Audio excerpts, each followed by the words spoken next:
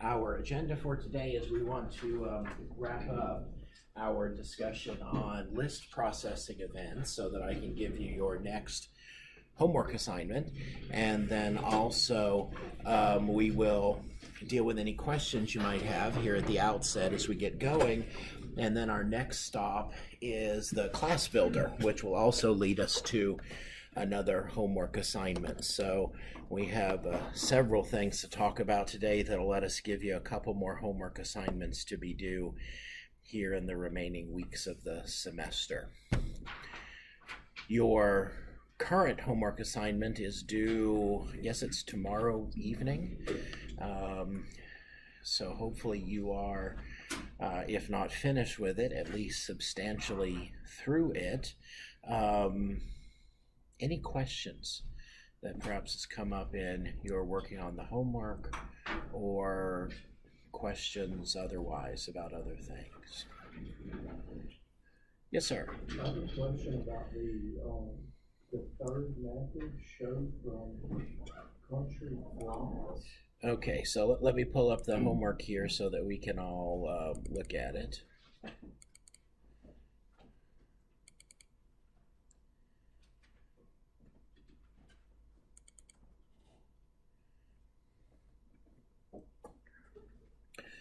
Okay, so you, oh,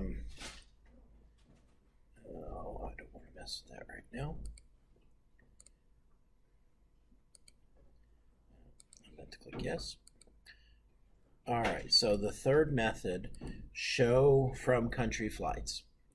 Okay, so this method should perform the same operation as show all flights. So if we look back at show all flights, this method will write out as a table to the user display all the data in the table except for Mont, make the table look nice, etc., etc. So show from country flights, this method should perform the same operation as show all flights.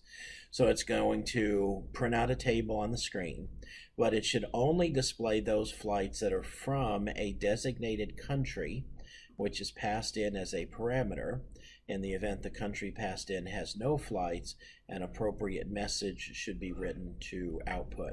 And by the way, my wording there perhaps is a little bit poor. I don't necessarily mean using the message statement. I mean an appropriate set of text should be written to output, indicating that that particular country has no flights. So what was your question? So that, if I'm understanding it correctly, both show all plots and show country plots will use an internal table to display the output to the screen. Previously, we had searched internal tables based on keys. Is that how we would go about searching this internal table? You could do that. There are other techniques I think we have employed in, well, you may have employed, depending upon the strategy that you used, in other homework assignments where we iterate through an internal table and check the value of certain fields and then output those. That would be one way to do something like that. Or you could, if a field is designated as a key field, you could use it to accomplish what's being described here. So you kind of have a few different approaches that you could employ in accomplishing that.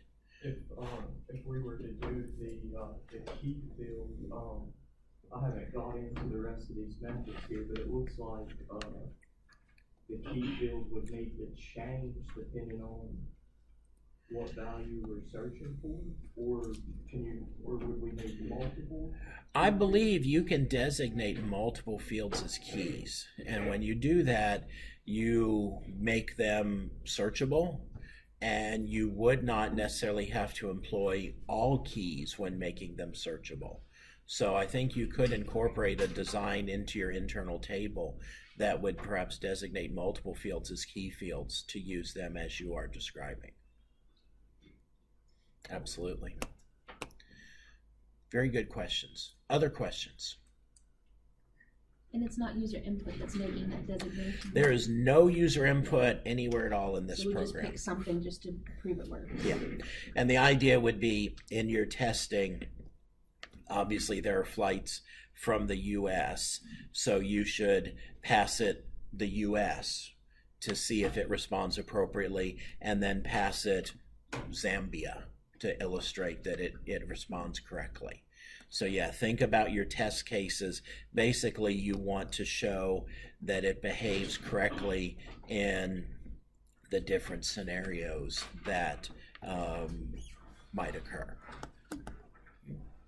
Where students get tripped up a lot of times, and make sure you're being careful about this, is sometimes students put like diagnostic code or put output in the methods that shouldn't be in the method. So remember, you're designing a class, and then in your program, you're calling that class, and in that program, you're going to produce a lot of output that would let the user judge whether or not something's working correctly. Other questions or about the homework or any other thing going on right now? All right, so last time when we were together, we were talking about list processing events. And we looked at a couple of very simple examples. We have one more complex example that I want us to look at. Keep in mind, although we won't review it, we also talked about input screen validation and really a number of other very practical things in this set of lecture slides, which will translate into another homework assignment for you. There's one tricky thing that we have to be very, very careful of when handling line selection events. And I want to show you what I'm talking about by our writing together a pretty simple program that will allow us to review elements of list processing. And so give me a moment here to get some things cleaned up. And I'm going to start with a very simple program. And as I'm writing that, I'll explain to you what my intent is here. I want to create a very, very crude calculator. And obviously this is not going to be very sophisticated. I'm really using it primarily to give us something that we can use to illustrate event processing. So what I want to do is I want to write some things on the screen that will allow us to kind of simulate a calculator. So I'm going to write out on the screen here.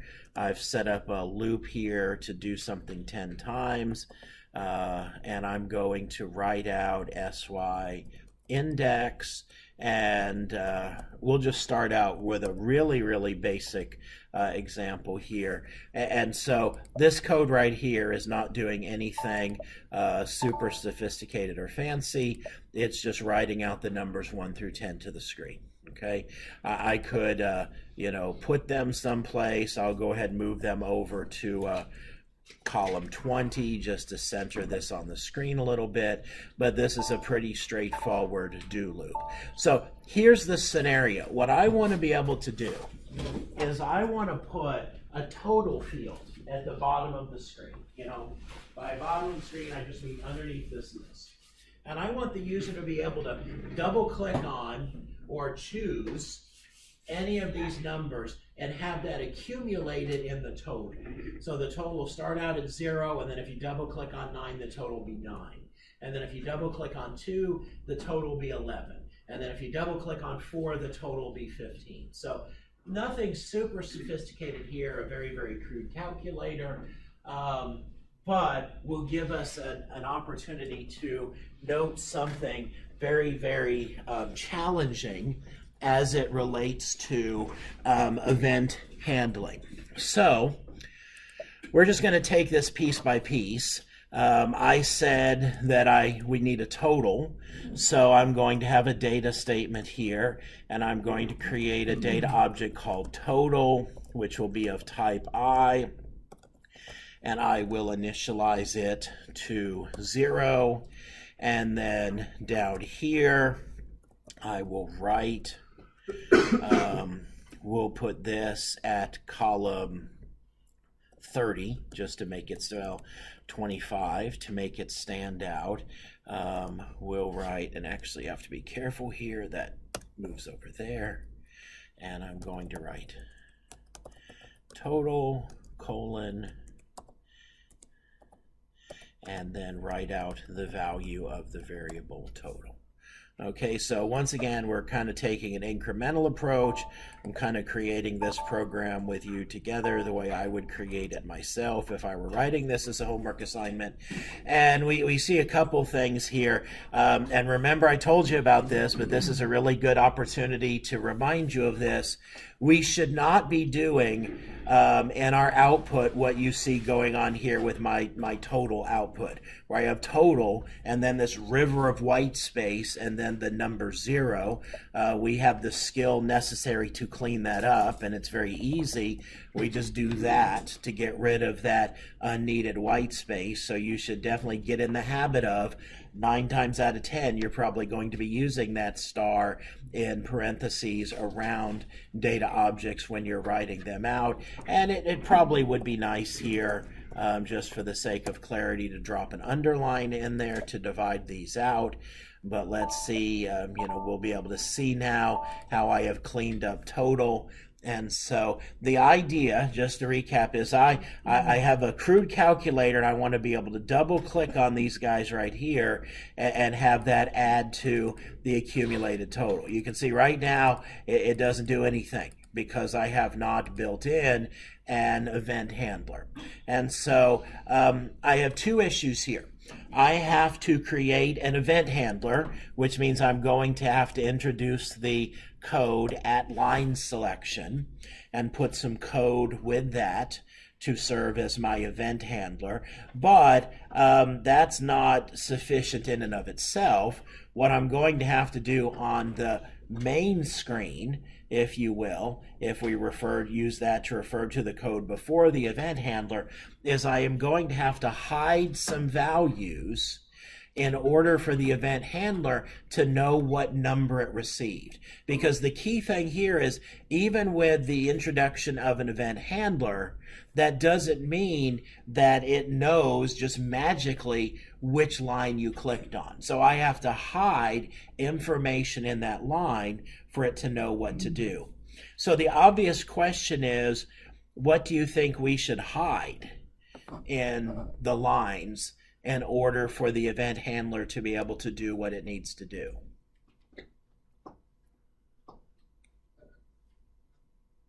That's why it does. Okay, I need to hide, or more generally, I need to hide the line number I'm on. Or you could look at it as I need to hide the same value that gets written out on line 11. Now, the reason why I'm emphasizing this is often the most complex part of the design is figuring out what value or values to hide. And you want to keep it simple. You don't want to hide too many values or your code is going to be unnecessarily complex. But you've really got to think through, okay, what do I need to move from the main screen to my event handler for it to be able to do its work? And so here's what I'm going to do. We have to use a data object for this. So I'm going to create another data object, and just for the sake of clarity here, I'm going to call this data object transport, and I'll make it of type I as well. So I think that name, and you don't have to always use that name, I'm using that in this example to illustrate that we're using this as kind of our transport vehicle to our event handler. So what I'm actually going to have to do here is, after I write out a value, I'm going to set transport equal to SY index, and then I'm going to hide transport. So what's going to happen here in my loop is I write out the value 1 because SY index starts as 1. I set transport equal to 1, and then I hide transport. And then I go up and do the next loop iteration. SY index is 2. Transport gets set to 2. I hide a 2 in that line. So the user is going to see the numbers 1 through 10, but actually hidden there is also the numbers 1 through 10 to allow me to pick that up in my event handler. So in fact, the main part of my program is done at this point. What I have to do now is do my event handler. And there's an element of complexity here that we're going to have to discover. But I think at least one part of this is pretty straightforward, which is I'm going to have to maintain my total. And we're just accumulating values here. So I trust it's pretty straightforward if I write total equals total plus transport, because that's what's going to happen now. In my event handler is I am going to take in the value I got from the transport and add it to the running total. Now we have to do something a little bit interesting here in our code. And I'll illustrate this by way of a picture. Here's my main screen that writes the initial output on lines 10 through 16. When I double click, this is going to send me to another screen, and here SY LSIND is equal to, I'm trying to think if it's equal to, I think it's equal to 0. And here, SYLSIND is equal to 1. I'll double check that in a second here. So here's what's going to happen. We're going to write all these values to the screen, and then we're going to go over to SYLSIND, and we're going to do math. But then what gets written to this screen right here? We have to paint this screen. And so, in fact, what we're going to do after line 19, when we paint or when we do our total, we're going to actually repeat this code right here and repaint the screen. And my indenting is messed up a little bit here because of copy and paste, so let me fix this. So now my event handler is going to increment the total and then paint the screen again. Now notice what I did not do. Previously in our code, we did at line selection, and then we did if SY-LSIND equals 1, if SY-LSIND equals 2. But in this situation, every time the user double clicks on something, I want to fire this particular event handler. Now we'll come back and add a refinement to that in a moment, but this seems like a reasonable approach based on what we have going on here in our code. And if you think about it, essentially what I have done in my code right now is now on this screen, which no longer is going to print out nothing, it's going to print out the same output as before. If the user double clicks on something, this is recursive. But SY-LSIND, I'm just going to illustrate, I'm just going to put plus plus, it's going to now be 2, and it's going to paint the screen. And then it's going to be 3 and 4 and 5 and 6 and 7. SY-LSIND is in fact going to just be a counter that in fact you don't see me referencing anywhere in my code. Now let's run this. And let's see how it behaves, and then let's talk about changes or refinements we could make. All right, so I run my program, and so let's see. So if we play computer on this, what should happen is if I double click on 4, 4 has been hidden in the variable transport. That's going to be added to the value of total. and then this screen is going to be repainted, we are going to see it shift because this program ZN001_hello, that program name only shows up on the very first screen. So we're going to see the screen shift a little bit, but there's 4, and I double click, there's 7, and I double click, and there's 20, and I double click, and there's 3. So every time what's happening here is my screen is being painted with values hidden, and then when I double click on a value, or if I highlight a row and click on that choose button up there at the top, it's being passed on to the event handler, which then adds it to total. Looks like it works great, right? There's a couple of challenges here. One is a design and one is an error, okay? The design challenge is the back button now basically steps me back through the sequence of numbers, which you could say that's the way I want this to work. And if that's the case, then that looks pretty good. But suppose you want the user to be able to accumulate values, but you don't want them to have to click back through this endless stream of back buttons when they want to finish their work. Well, how could we handle that?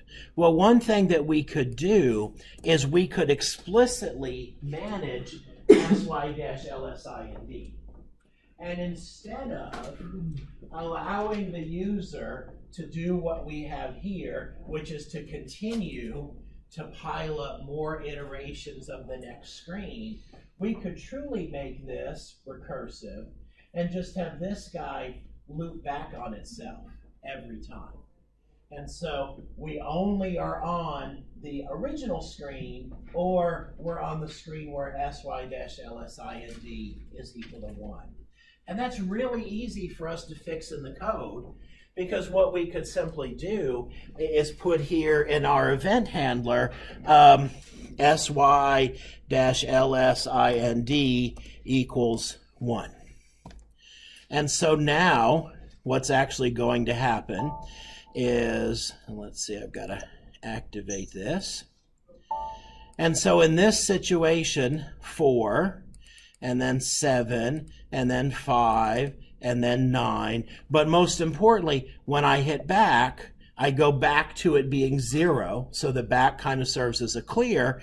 And then if I hit back a second time, I'm out of the program. No matter how many times I drilled, and by the way, the term for this you'll often hear is drill down. No matter how many times I drill down on a number, I really am only moving over to that second screen. Questions? Now, everything about this looks good, but there is a very pernicious problem that plagues my program. And watch. Okay, I double clicked on the 6, right? You all saw me do that. The total is equal to 6. I'm going to be a rogue user, and I'm going to click on the word total. Now, what do you think is going to happen when I double click on the word total? Anybody devious / smart enough to figure out what's going to happen? That would be reasonable, but no, that's not what's going to happen. Doesn't have a value. So that's the question. That's the heart of the matter right there. Does that line have a value hidden? Well, let's see.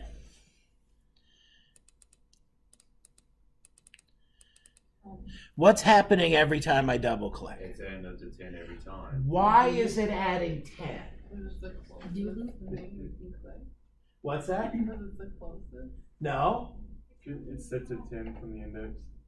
No. Reasonable answer, but no.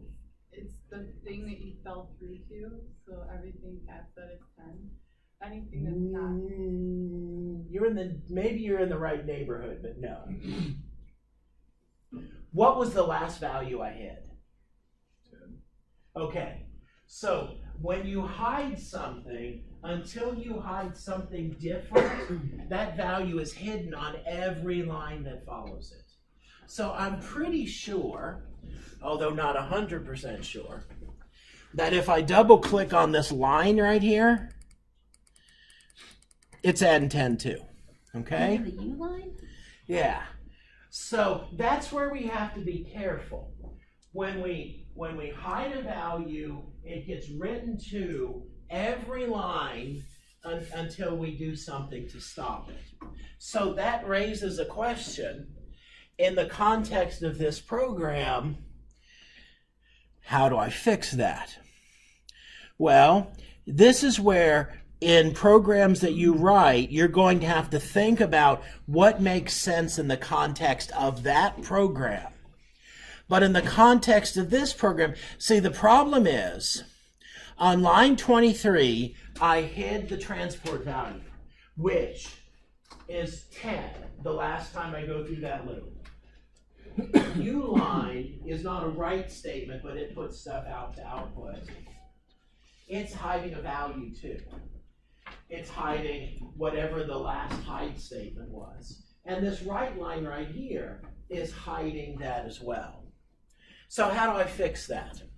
Well, the very easy way to fix that is to think about what could I make transport be that would nullify this particular problem. And so I could do this.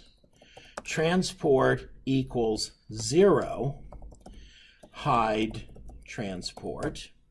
And so now the underline is going to have a 0 hidden on it, and the total is going to have a 0 hidden to it. And of course, as we all know, the effect of adding 0, whoops, got a mistake here somewhere.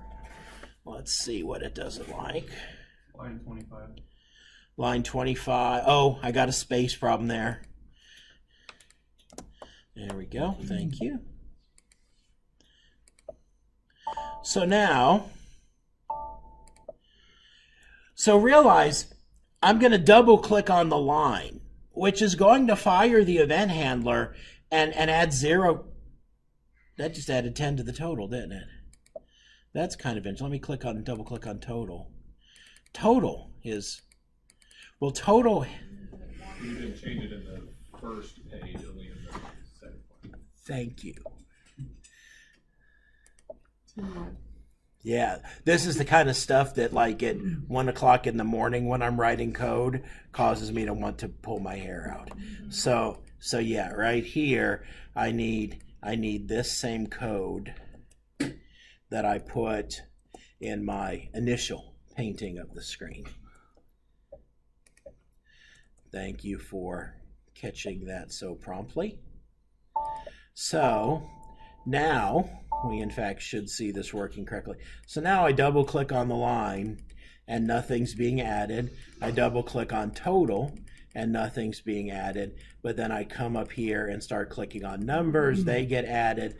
Back here, double clicking on total. Nothing happens except as you see it here. Now, the example that we're doing here is perfectly valid and puts you in a situation that you'll frequently find yourself in, where you could have a value that you can handle in this fashion, where basically you handle everything as one case, and it just so happens that you have a value that works in that situation, that can serve for don't do anything. What we often find ourselves having to do, though, is have the equivalent of a flag value. So let's say for a moment that we were doing some other mathematical operation, and so 0 wouldn't work here.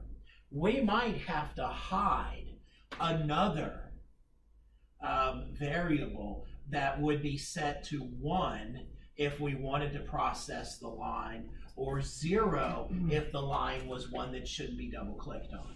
And then in our event handler, we might have, if transport 2 equals 1, then do this code. Otherwise, we don't do the code here. So you really have to think through the communication between your screens and what you're going to be passing from screen to screen, realizing that you can pass multiple values. And so sometimes what you might have to pass is the equivalent of a flag value. Questions about this?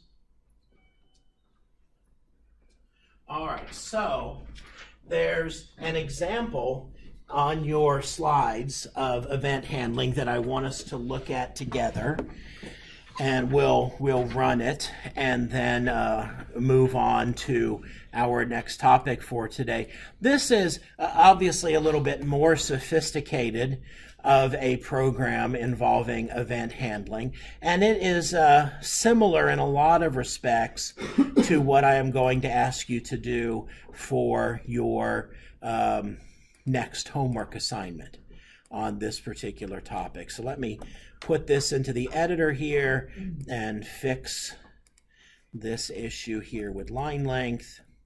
And so before we actually run this, let's play computer on this and see if we can't figure out what's going on.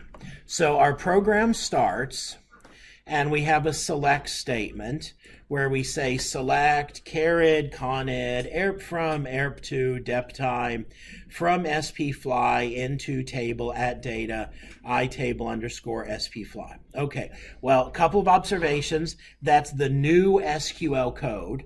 I know that immediately as soon as I see a comma there in my select statement separating the fields to be selected.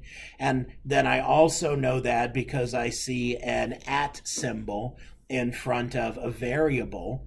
And I also know that this is employing the dynamic data creation technique because I see the keyword data there. So in fact, line 8 and 9 are actually selecting 4 or 5 fields from the spfly database table into an internal table. And I think this is the table that you are working with for your most recent homework assignment, so you're somewhat familiar with spfly. Well, then I'm writing some output to the screen. It looks like I'm building a table with the header carrier, from, to, and leaving. And so I loop at my internal table into a dynamically created work area. And then I write out the carrier ID under carrier, the airport from under from, the airport to under to, and then the departure time under leaving. Now notice this, I'm hiding, and I don't have an assignment statement before the hide because my assignment statement is actually being handled by the loop at, iterating through different values. And what I'm hiding here is I'm going to hide the carrier ID and the connection ID so that the event handler can pick those up. So for however many values I retrieve, however many records I retrieve from the database table, this is going to write out this table. And notice a couple of things here. There are some things that I retrieve from the database table or that aren't in this output table. Carrier ID is being used. Connection ID is not part of my output. Airp from is, airp to is, departure time is. But what about connection ID? I'm not writing it out here, but notice I am passing the carrier ID and the connection ID to my event handler. Perfectly valid technique for me to hide something that's not actually written out to the screen. So we can imagine in our brain at this point, this is going to write a table that if the user double clicks on this, the event handler is going to be called and carid and conid are going to be set to values. So let's look at our event handler. If sy-lsind equals 1, so you're only going to be able to drill down once. There's no drill down for a second screen and third screen and so on. And so, by the way, this tells me on my whiteboard picture, I was off a little bit. The first screen is 0. And then when we go to this next screen, it's 1. So correct that in your notes. And We'll make note of it here. So what happens when I go to the event handler? Flights for connection, WA CONID. Well, where did it get that? Where is it getting the value of WA CONID from? That's what I hid. So it's writing out this value on, and then it's writing out this right here. So this is going to say something like flights for connection 313 on AA, or flights for connection 417 on DL. And then we're creating another header for a table, and we're doing a select statement now against another table, and that is the S flight table, where we're looking up, okay, for that particular airline and for that particular connection, can you tell me all the dates that that plane flies? Can you tell me how many seats are on the plane and how many of those seats are occupied? And so I'm going to write that out as my secondary table. So this is a much more realistic example of drill down than anything we have done so far. So let's look at this in action. So here's the output of my database table. Carrier AA flies from JFK to San Francisco, leaving at 11 o'clock in the morning. And carrier AA flies from, that's probably Frankfurt to JFK, leaving at 8:30 in the morning. And you can see we've got American Airlines flights. AZ is, I don't know what airline that is. Delta, JL, don't know what that is. LH, I think, is Lufthansa. And so we see all of our different airlines here. So the fact is, a user could look at this, and this isn't very pretty. We're not really making effort to make it pretty. But the user could say, oh, look at that. I'm interested in flying from JFK to San Francisco, and I like the idea of leaving at 11 o'clock in the morning. What dates is that plane flying, and are there seats available? So we double click on that. And here's all the dates that the plane is flying. Now we're working on a database of dummy data. So, you know, we're pulling up flights that actually have already occurred in the past. We could limit that in our select statement if we wanted to. But you'll notice here on this particular date, there are 385 seats on the plane and 364 of them are open. Matter of fact, it looks like there's no flights that are, oh yeah, there's one flight here on September 12th that's actually sold out. And there's another flight that has just 6 seats left, but I shouldn't have any trouble getting a flight on any of these other options. Notice if I try and drill down again, nothing happens. And we'll go back and look at the code for the reason why that is, but that's because I don't have an event handler for anything other than drilling down on the first screen. Now I could go back and double click on another line and pull up information about that flight. So I can bounce back and forth as much as I want here, but I can never go beyond just these two screens. Yes, sir. Like you were saying, there's like only one drill down, like you're doing the carrier or the flights, like from to, like you're doing the dates and showing them how many seats are left and how many seats are there in the flights. Right. Yeah, that's all that's happening, and the fact that that's being controlled by the fact that I only have an event handler for screen number 1.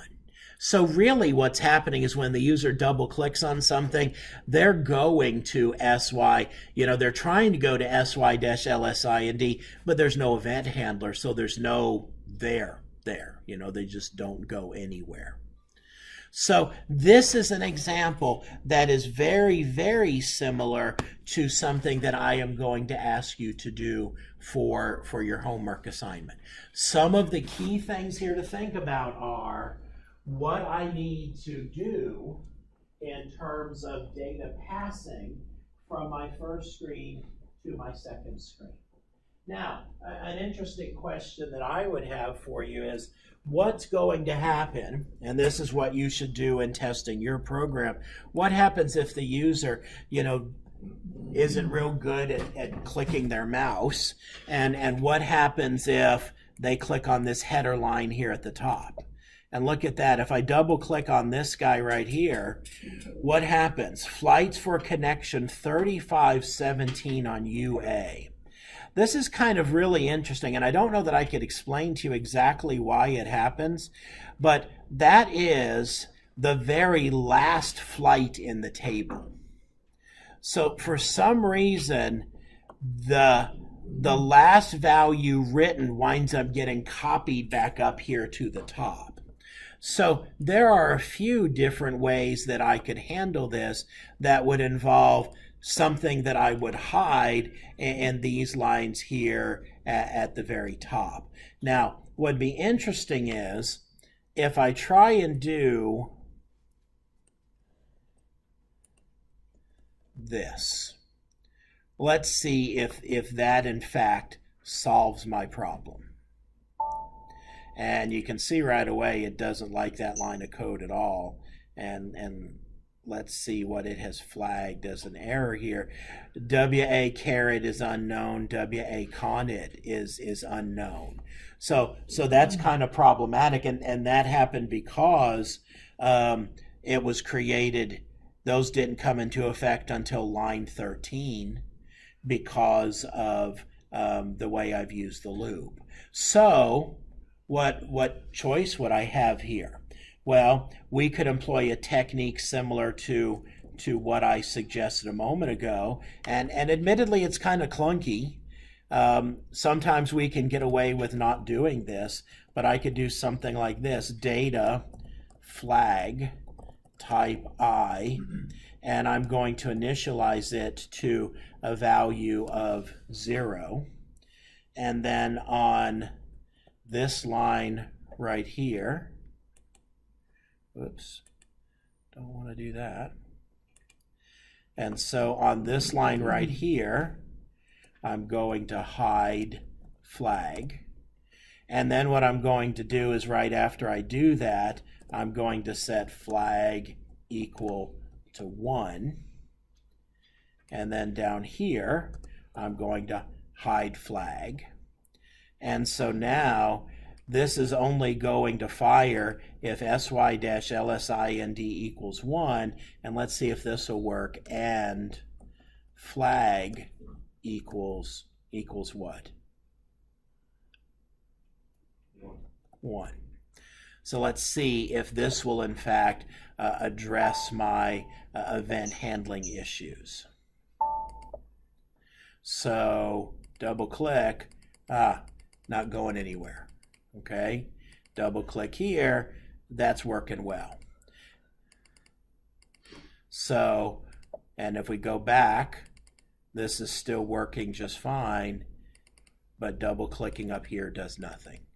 So what you've got to be careful, and I'll just say, a lot of times I don't show students how to do that, and then when I test your program, I take off points because you didn't discover that in your testing. But I decided to be nice and show it to you explicitly. But let me just emphasize, this is the kind of thing that I do want you to come across in your testing. You should have discovered that by just clicking around on the screen and seeing what happened.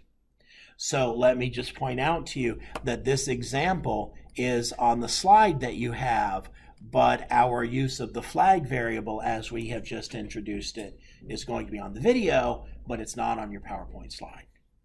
Any questions about event handling? Okay, we are going to change gears pretty radically and talk about our next topic. This right here is the program that we worked on fairly recently where we created a vehicle class. All right. I'm going to our next topic. There are no PowerPoint slides for, because there'd be nothing for me to show you on a PowerPoint slide, but you will want to take down notes about the sequence we are just going to do, which is we are going to talk about the class builder. Well, what is the class builder? We have visited the ABAP dictionary before for the sake of creating data types, for the sake of creating database tables, and so on and so forth, data domains.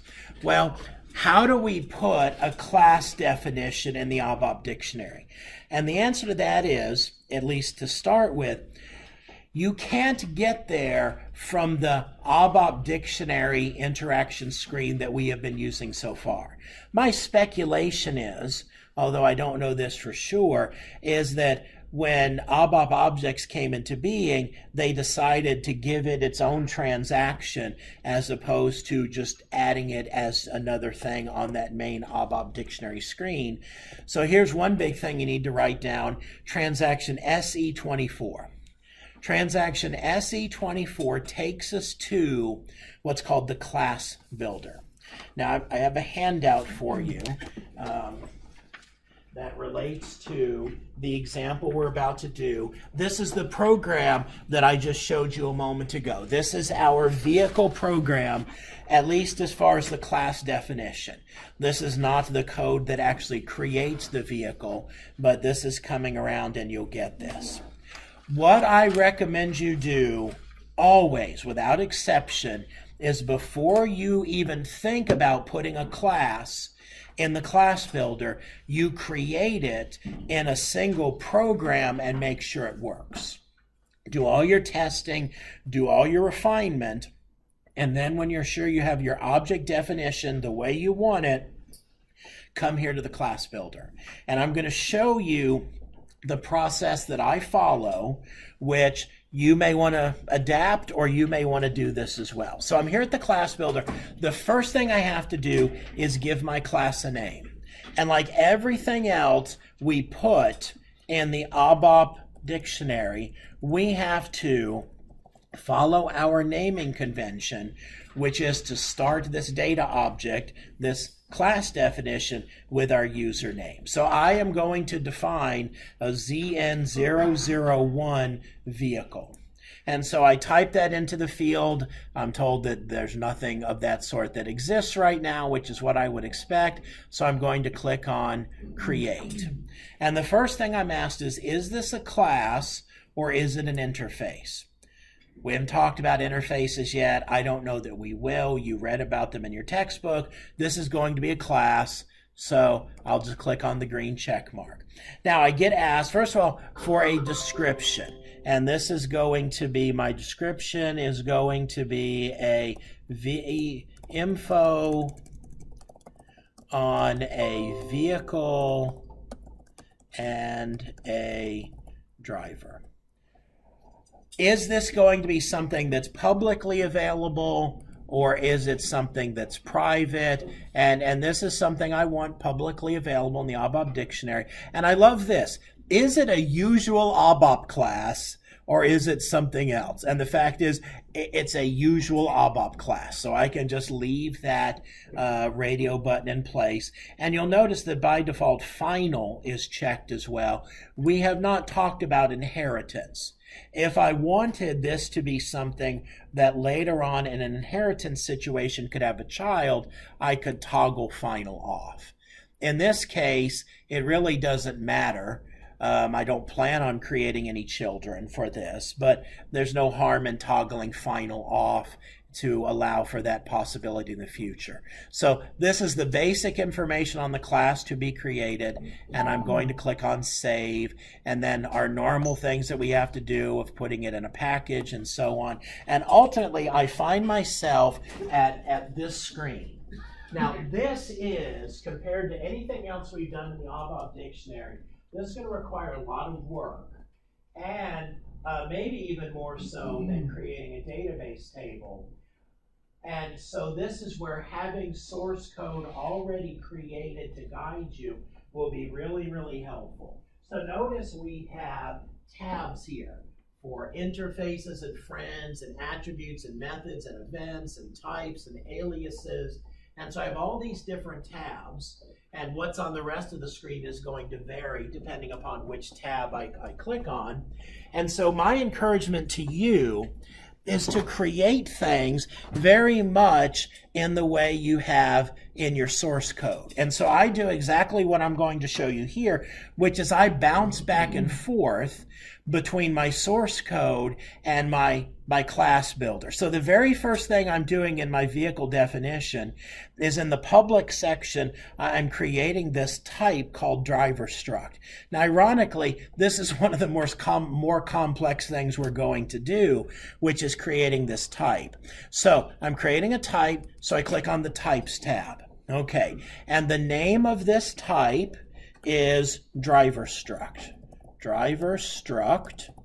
And then I tab over visibility. Well, what's that? We'll use the lookup feature here, and it says that that's public, protected, or private. We haven't talked about protected yet, but you recognize public or private, and this is in the public section. So I'll double click on public, and then type. Now, if this were a really simple type, I could put I or P or D or T there.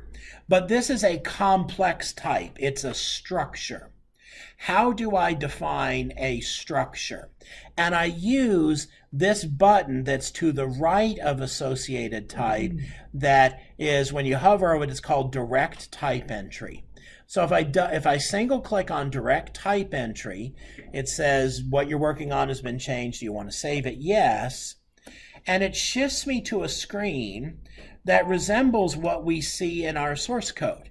You know, here, right here, types driver struct, but then there's nothing after it. So here's what I do.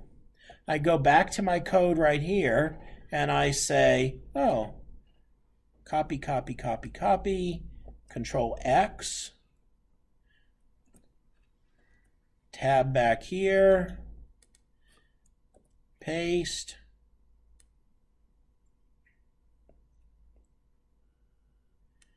and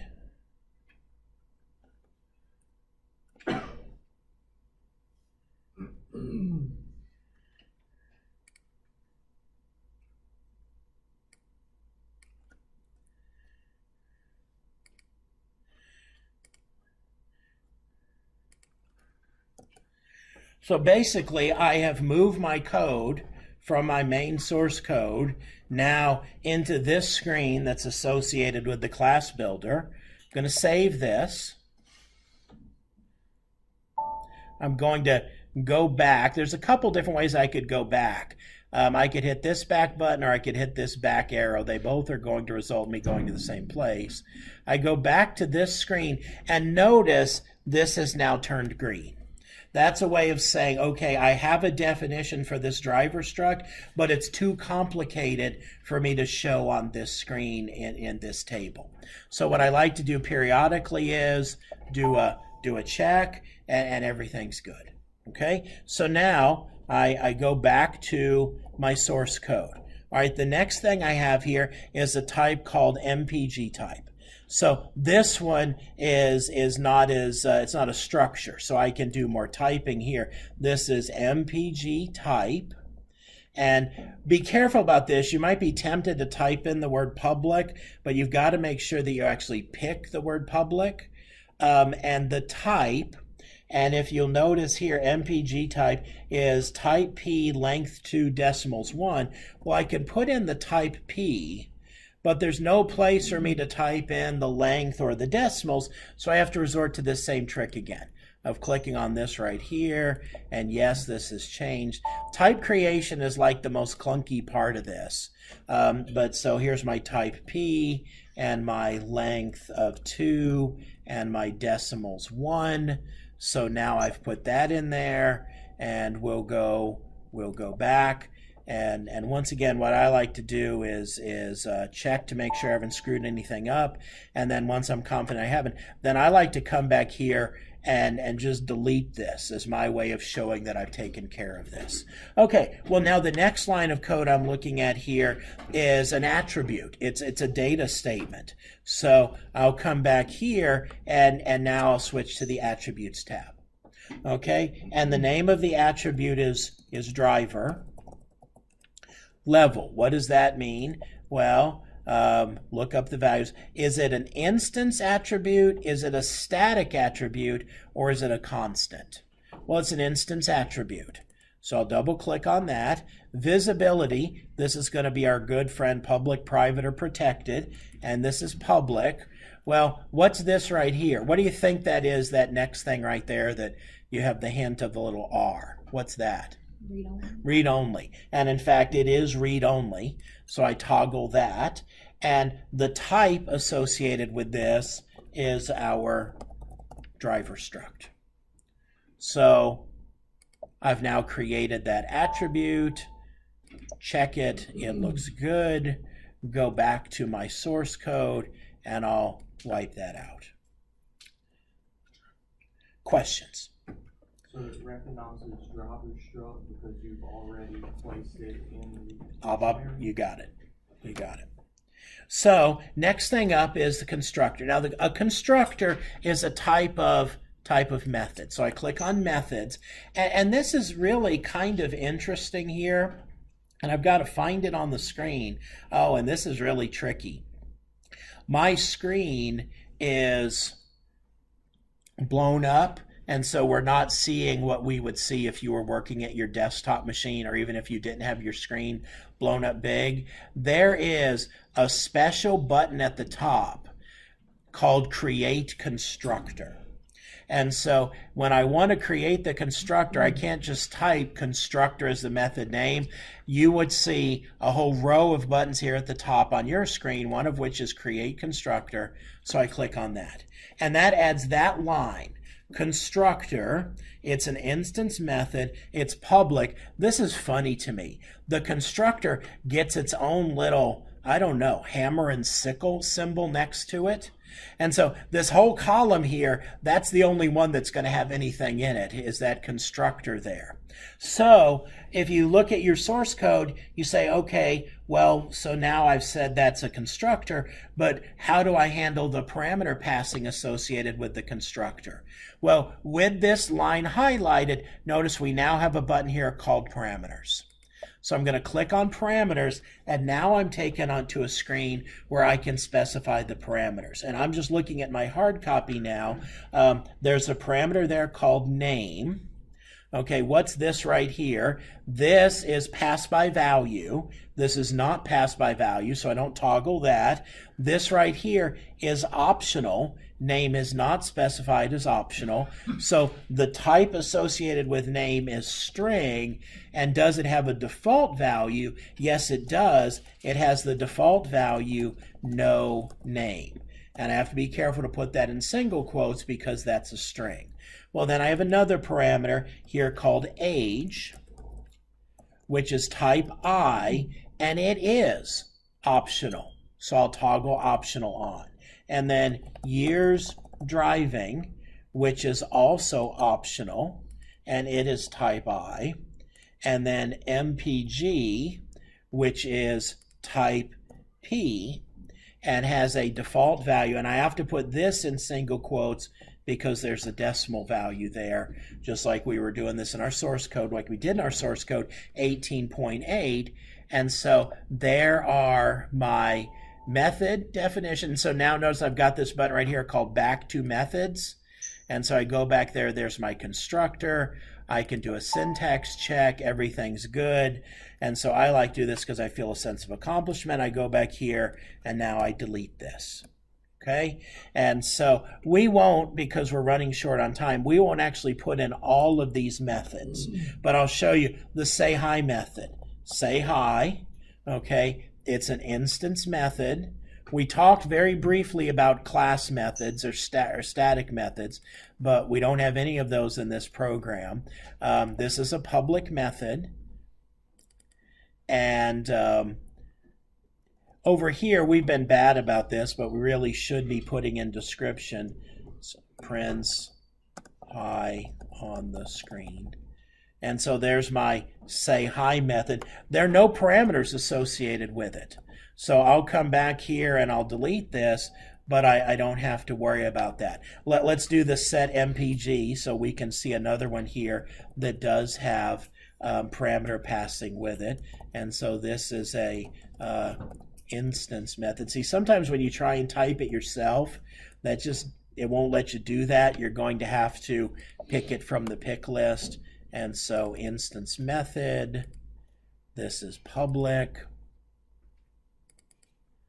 And this does have parameters, so I just have to make sure my cursor's somewhere on this line, and then I hit the parameters button, and then the parameter for this is new MPG, which is of type P. And that's it.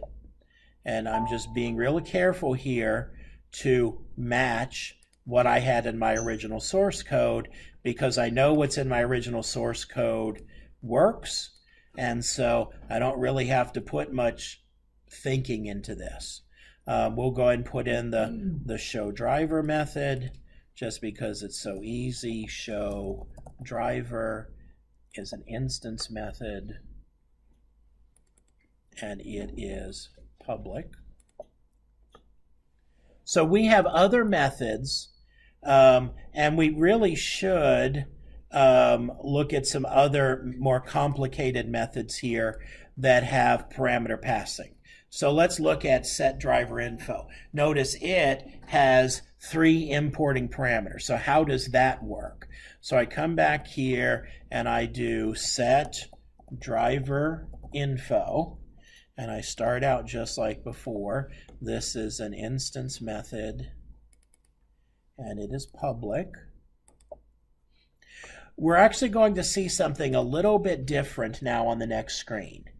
We've only really done parameter passing for the constructor to this point, but if I click on parameter passing here for set driver info, my table looks similar, but there's a little bit difference here where now, so my first parameter is new name, type, and you might be tempted to type string in there, but in fact, if we do the search, you'll notice it says, okay, is this importing, exporting, changing, or returning?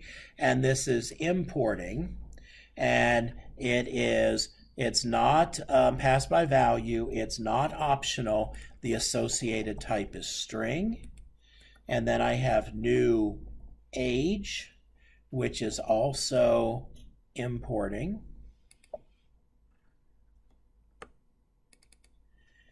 And is of type I, but it is optional. And then new years driving, which is importing. And it is type I, and it has a default value of 1. So we kind of see 3 different variations there with those 3 different parameters. But what I really want to emphasize is the reason why you create your program first is because when you go into the ABAP dictionary and start doing this stuff, it becomes kind of just mechanical, and it just takes time, but I don't think it's terribly hard. You just have to make sure that you implement exactly what your source code is showing, following the way that you put it in. Now I'm going to skip over, for the moment at least, for the sake of time, swap driver and swap driver 2, and now go down. I have a private attribute. I don't want to overlook that, called MPG. So I'll go back to attributes, and here's MPG, and this is also an instance attribute. It's not static and it's not a constant, but this is not public, this is private. And the type associated with MPG, got to find it on mine, is MPG type. MPG type. Okay? So with the exception of the method definitions that I've skipped over, I've got all of my attributes here. Tell you what, let's do this driv check, because it has something that we haven't seen before. And so we'll come back here and do, this is another method, and this is going to be driv check. And driv check is an instance method. It is public. And here's what's different about driv check is driv check has a parameter called name, which is type importing, and it is of type string. And then it has, and here's where we get a little bit different, it has result, which is returning, but more notable is it is pass by value. So I toggle on pass by value, and it is type I. Okay, and so we'll do a syntax check, but that's all there is to putting in the different methods. So we got this guy in right here. So let's assume we've got in all of the definitions. Now we're down to implementation. How do I do implementation? Okay, so the first one here is my constructor method. So I go back to the screen where I have my methods. And the constructor method, there's a few different ways I could do this, but you could just double click on constructor. And it will take you to this right here, where now you're going to go back to your source code, and you're just going to grab the guts of this, Control X, and it's already spotted you the first and the last line, and so you paste that in, and you adjust your indenting as would be appropriate, and there you go. There's your constructor method in the class definition. So we go back and go back to our previous source code. And this is why I like to do the whole delete your source code as you go, because you know what you have left. So here's the say hi method. I'll go ahead and grab that and come back here to my ABAP dictionary, say hi. There's that. Go back.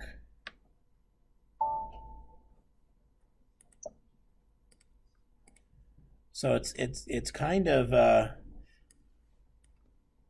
there's not much for me to say about any of this. Let's see, what's the next one we have in our ABAP dictionary here? Set MPG, because we skipped over. So there's set MPG. Control X. Questions you guys have about any of this?